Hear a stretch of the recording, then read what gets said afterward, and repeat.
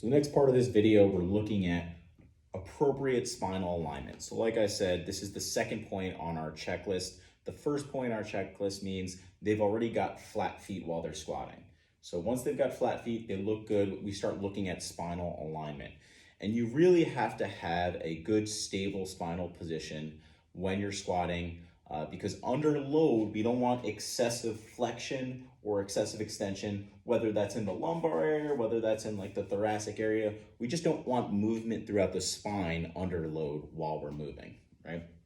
So first thing I'm going to do when somebody walks out a bar is make sure they just have a good starting position. So before they even move, are they forward, or are they, what a lot of people will even do is be excessively extended before they even move.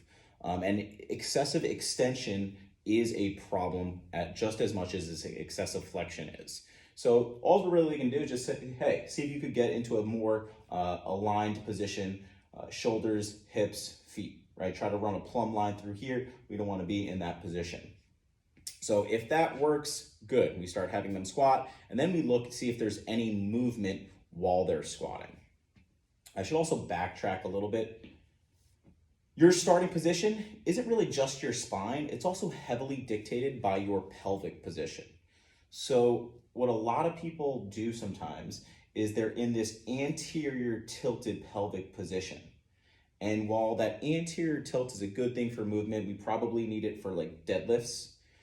Being excessively anterior tilted is going to lead to some extra compression in the lumbar area. And I've found that with people that as soon as we correct that pelvic position from the starting position, it relieves some low back pain. So we don't want to be here, right? We want our pelvis tilted to a more neutral position, and we squat from there as opposed to here, right? And the same thing works the opposite way, whereas if the pelvis is tilted backwards, it's gonna lead to some problems in the low back just as much, all right? So we want that neutral pelvic position while we're squatting.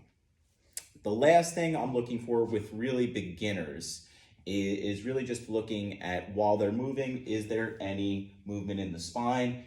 Typically what I have to tell beginners is just pull the bar into your back. We should be very active, right? As I'm squatting, the bar shouldn't just sit on my back, it should be pulled in. So there's a big difference of just letting it rest on my back or my traps, right? And pulling it in. So I'm gonna be very active, pulling the bar in while I'm squatting.